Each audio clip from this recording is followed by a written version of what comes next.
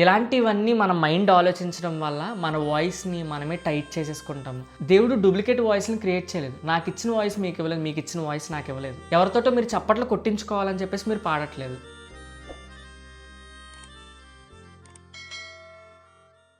Hello, praise the Lord, welcome to JB's voice. ఈరోజు topic ఏంటంటే mind set. Mind సెట్కి సింగింగ్కి సంబంధం ఏంటంటారా? ఖచ్చితంగా సంబంధం ఉంది. వీడియోని ఖచ్చితంగా చివరి వరకు చూడండి, మీకే అర్థమవుతుంది. ఇలాంటి సింగింగ్ టిప్స్ కొరకు, వ్లాగ్స్ కొరకు, ఇంకా అనేకమైన వీడియోస్ గురించి మన ఛానల్ సబ్స్క్రైబ్ చేసుకోండి. మీ ఫ్రెండ్స్ అండ్ ఫ్యామిలీ మెంబర్స్కి తప్పకుండా షేర్ చేయండి. మనం ఇంకా వీడియోలోకి వెళ్తే, మన మైండ్ సెట్ మన సింగింగ్ పర్ఫార్మెన్స్ని చేంజ్ చేస్తుందా అంటే 50% మన మైండ్ సెట్ మీద డిపెండ్ అయి ఉంటుంది. సో నేను కొన్ని పాయింట్స్ చెప్తాను, వాటిని జాగ్రత్తగా గమనించండి. ఒకవేళ ఇన్ కేస్ మీకు కావాలితే నోట్ చేసుకోండి మైండ్లో. ఓకే, ప్రతి పాయింట్ని కూడా చాలా డీప్గా నేను ఎక్స్ప్లెయిన్ చేస్తానికి ట్రై చేస్తాను. First point, fear of mistakes. మీరు ఎక్కడైనా ఈవెంట్లో కానీ ప్రోగ్రాంలో కానీ ఏమన్నా పాట పాడాలనుకున్నారనుకోండి, ఫస్ట్ ఏంటంటే మన హార్ట్లో ఒక భయం అనేది ఏర్పడుతుంది అనమాట. అది ఫియర్ ఆఫ్ మిస్టేక్స్. అంటే అమ్మో నేను పాడగలనా, ఏమన్నా నోట్ మిస్ అయిపోతానేమో, స్కేల్ తప్పు పాడతానేమో, ఎవరన్నా ఎలా జడ్జ్ చేస్తారో, అక్కడ పెద్ద సింగర్ వచ్చాడు, చిన్న సింగర్ వచ్చాడు, తనేమనుకుంటాడో, ఇలాంటివన్నీ మన మైండ్ ఆలోచించడం వల్ల మన వాయిస్ని మనమే టైట్ చేసేసుకుంటాము. మన మైండ్ అనేది ఫ్రీగా ఉంటే మన వాయిస్ అనేది ఫ్రీ ఉంటుంది. స్మాల్ మిస్టేక్స్ అనేది ఓకే, ప్రతి ఒక్కరు జనరల్గా, ఈవెన్ పెద్ద సింగర్ కూడా స్మాల్ మిస్టేక్స్ అనేవి చేస్తారు. మనం కాన్ఫిడెంట్గా ఉంటేనే పర్ఫెక్షన్ అనేది ఇవ్వగలం. సో ఫస్ట్ పాయింట్ క్లియర్ అయింది. సెకండ్ పాయింట్, ఇది general, stage fear. Even good singers feel nervous on stage. Yes, నిజమే కదా. సో నార్మల్గా పాడుతున్నప్పుడు, అందరం కూర్చున్నప్పుడు, లేదంటే ఇంటి దగ్గర హమ్ చేసుకున్నప్పుడు చాలా బాగా పాడతారు. స్కేల్ అవుట్ అవ్వు, టెంపో మిస్ అవ్వరు, చాలా బాగా పాడతారు. కానీ స్టేజ్ మీదకి వెళ్ళేటప్పటికి భయపడిపోతారు. ఏంటంటే స్టేజ్ ఫియర్. మెయిన్ రీజన్ ఏంటంటే పీపుల్ని, అక్కడ క్రౌడ్ని చూస్తారు. క్రౌడ్ని చూసేటప్పటికి ఏమవుతుందంటే మన ఫోకస్ అంతా క్రౌడ్ మీదకి వెళ్ళేటప్పటికి మనం భయపడిపోతాం. కింద బాగానే పాడతాం, ఇంటి దగ్గర బాగానే పాడతాం, స్టేజ్ ఎక్కేటప్పటికి భయపడిపోతాం. స్టేజ్ ఫియర్ని తగ్గించుకోవాలి. మనం ఎలా పాడతాము, ఈ సాంగ్ మనం ఎలా ప్రజెంట్ చేస్తామో అన్నది మైండ్లో నుండి తీసేసి లిరిక్స్ మీద కాన్సన్ట్రేట్ చేయి. Focus on lyrics and meaning.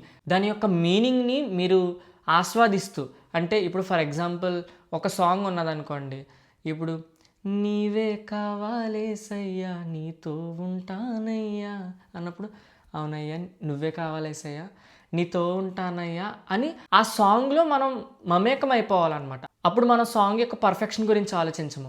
Stage fear కూడా ఉండదు. ఓకే, స్టేజ్ ఫియర్ అనేది చాలా మందికి ఉంటుంది. హార్ట్ బీట్ కొట్టేసుకుంటుంది. అంతమందిని చూసేటప్పటికి షేక్ అయిపోతాం. ఈవెన్ నేను చిన్నప్పుడు కూడా స్టేజ్ మీద పాడుతున్నప్పుడు నా వాయిస్లో చేంజ్ వచ్చేది కాదు, కానీ ఈ చేతులు, కాళ్ళు వణుకుపోయేది అనమాట. నా బాడీ మొత్తం షివరింగ్ వచ్చేసేది. కానీ మెల్లమెల్లగా నాకు స్టేజ్ ఫియర్ అనేది తగ్గింది. సో స్టేజ్ ఫియర్ అనేది కామన్. సో అవన్నీ ఎలా మనం అధిగమించాలంటే ఇప్పుడు చెప్తున్నాను కదా, మనం ఈ టెన్షన్స్ వల్ల మన వాయిస్ని టైట్ చేసేస్తాం. పీపుల్ మీద ఫోకస్ పెట్టొద్దు. లిరిక్స్లో ఉన్న మెసేజ్ని మైండ్లో విజువలైజ్ చేసుకోండి. స్టేజ్ మీద నేను పాడలేదు, ఈ సాంగ్ ద్వారా దేవుని యొక్క మెసేజ్ని ప్రతి ఒక్కరికి పాస్ చేస్తున్నాను, ఈ మైండ్తో ఉంటే ఖచ్చితంగా స్టేజ్ ఫియర్ అనేది ఖచ్చితంగా తగ్గుతుంది. థర్డ్ పాయింట్, ఇది చాలా important point, comparison with others. వేరే వాళ్ళతో మీరు కంపేర్ చేసుకోవద్దు. ప్రజెంట్ నవ్యూ డేస్ ప్రతి ఒక్కరి ప్రాబ్లం ఇదే. వాడు నాకంటే బాగా పాడతాడు, హీ సింగ్స్ బెటర్ దెన్ మీ, తనకు చాలా మంచి వాయిస్ ఉంది, నాకంటే బాగా పాడతాడు, నాకంటే బాగా పాడుతుంది. ఇలాంటివన్నీ వేరే వాళ్ళతో కంపేర్ చేసుకోవడం అనేది ప్రజెంట్ చాలా అంటే చాలా పెద్ద ప్రాబ్లంగా ఉన్నది. ఎవ్రీ వాయిస్ ఈజ్ యూనిక్ కదా, ప్రతి ఒక్కరి వాయిస్ కూడా యూనిక్కే. నా వాయిస్ మీకుండదు, మీ వాయిస్ నాకుండదు, ఎవరి వాయిస్ వాళ్ళకి యూనిక్. దేవుడు డూప్లికేట్ వాయిస్ని క్రియేట్ చేయలేదు. నాకు ఇచ్చిన వాయిస్ మీకు ఇవ్వలేదు, మీకు ఇచ్చిన వాయిస్ నాకు ఇవ్వలేదు. మన జాబ్ వేరే వాళ్ళని కాపీ కొట్టడం కాదు, మన ఓన్ వాయిస్ని ఇంప్రూవ్ చేసుకోవాలి. దేవుడు మనకిచ్చిన వాయిస్ని దాన్ని ఎలా ఇంప్రూవ్ చేసుకోవాలన్న దాన్ని ఆలోచించాలి. ఓకే, సో వేరే వాళ్ళతో కంపేర్ చేసుకోకుండా మన వాయిస్తో మనం పాడితే చాలా అద్భుతంగా వస్తుంది. మనం వేరే వాళ్ళని కాపీ చేసి వాళ్ళకలా పాడదామని ట్రై చేసి మన వాయిస్ని మనమే పోగొట్టుకుంటాం. ఇవన్నీ కూడా నేను ఎవరిని ఉద్దేశించి కాదు, మన మైండ్ సెట్ని చేంజ్ చేసుకోవాలి అన్న టాపిక్ మీద నేను రాసుకున్న పాయింట్స్ అనమాట. అంతేకాని నేను ఎవరిని ఉద్దేశించింది కాదు, దయచేసి ఎవరు తప్పుగా అనుకోవద్దు. Fourth point, singers identity. You are not just a performer. మీరు ఒక పర్ఫార్మర్ కాదు. ఎవరితోటో మీరు చప్పట్లు కొట్టించుకోవాలని చెప్పేసి మీరు పాడట్లేదు. మీరేం ఆలోచించాలంటే, నేను దేవుని యొక్క మెసెంజర్. ఏ ఈవెంట్లో అయినా, ఈవెన్ మ్యారేజ్లో అయినా సరే, ఏదైనా ప్రోగ్రాంలో అయినా సరే, సభల్లో అయినా సరే, ఎక్కడైనా సరే నేను పాట పాడతాకెళ్ళాను అని అనుకోవద్దు. ఎవరితోటో చప్పట్లు కొట్టించుకోవడానికి, అప్రిషియేట్ చేయించుకోవడానికి నేను ఇక్కడికి రాలేదు. దేవుని స్తుతించడానికి నేను ఇక్కడికి వచ్చాను. ఐడెంటిటీ కోసం కాదు, దేవుని స్తుతించడానికి నేను ఇక్కడికి వచ్చాను అని చెప్పేసి మన మైండ్ని మనం చేంజ్ చేసుకుంటే ఖచ్చితంగా చాలా అంటే చాలా అద్భుతంగా పాడతారు మీరు. నెక్స్ట్ ఫిఫ్త్ పాయింట్, ఇది చాలా important point, singing with purpose.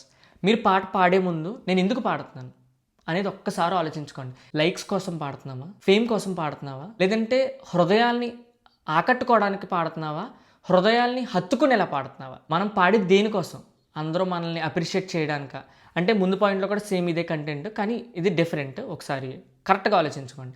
మనం దేనికోసం పాడుతున్నాం? మన పర్పస్ ఏంటి? Right purpose equals to powerful impact. అంటే మన పర్పస్ మంచిదైతే ఇంపాక్ట్ కూడా చాలా అద్భుతంగా ఉంటుంది. దేవుని స్తుతించడమే మన మెయిన్ పాయింట్ అయితే ఖచ్చితంగా ఇంపాక్ట్ కూడా చాలా అద్భుతంగా వస్తుంది.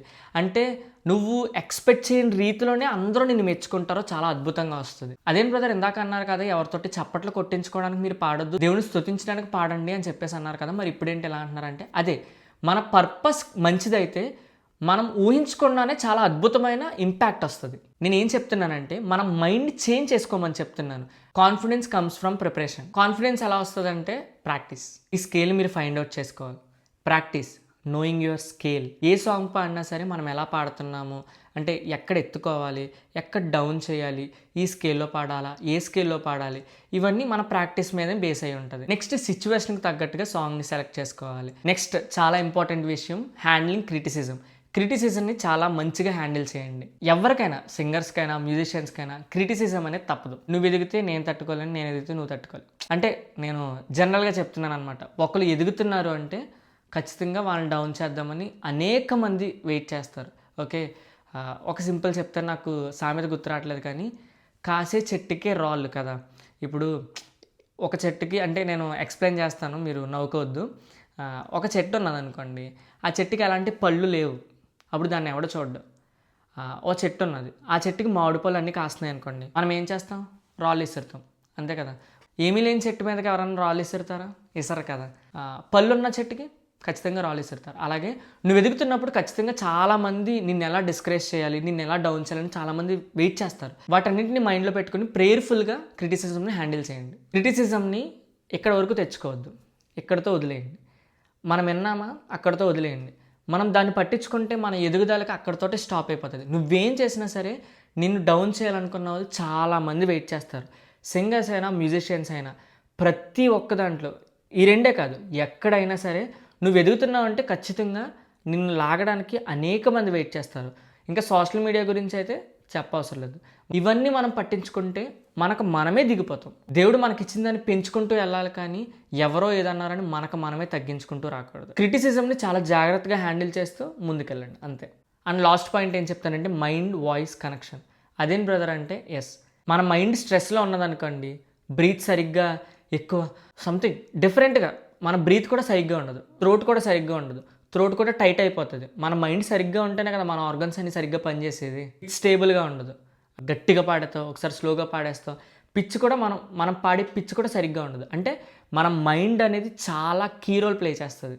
హై నోట్స్ కన్నా ముందు హై థాట్స్ ఉండాలి. పర్ఫెక్ట్ వాయిస్ కన్నా పీస్ఫుల్ మైండ్ ఇంపార్టెంట్.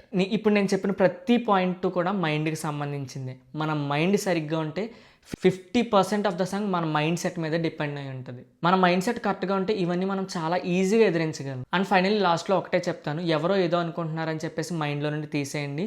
ప్రేయర్తో ప్రతిదాన్ని ఎదిరించండి, చాలా అద్భుతంగా మీరు ఎదరికెళ్తారు. ఇది చాలా చిన్న టాపిక్, మరి ఇది మీకు యూస్ఫుల్ అవుతుందో లేదో నాకైతే తెలియదు, కానీ చెప్పాలనిపించింది కాబట్టి చెప్తున్నాను. ఇలాంటి చిన్న చిన్న విషయాలు ఎవరో చెప్పరు, కానీ ఇలాంటి విషయాలు కూడా నేను చెప్పాలని ఆశపడుతున్నాను కాబట్టి మీ అందరికీ చెప్తున్నాను. అండ్ నెక్స్ట్ ఏ టాపిక్ మీద మాట్లాడమంటారో, ఒకవేళ మీకు ఏమన్నా ఇన్ఫర్మేషన్ కావాలన్నా సరే కింద కమెంట్ చేయండి. సో ఖచ్చితంగా అలాంటి వాటి గురించి మాట్లాడడానికి ప్రయత్నిద్దాం. ఓకే, ఫైనల్లీ ఇలాంటి మరెన్నో అద్భుతమైన క్రిస్టియన్ రిలేటెడ్ వీడియోస్ గురించి మన ఛానల్ సబ్స్క్రైబ్ చేసుకోండి. మీ ఫ్రెండ్స్ అండ్ ఫ్యామిలీ మెంబర్స్కి తప్పకుండా షేర్ చేయండి. Praise the lord. Thank you.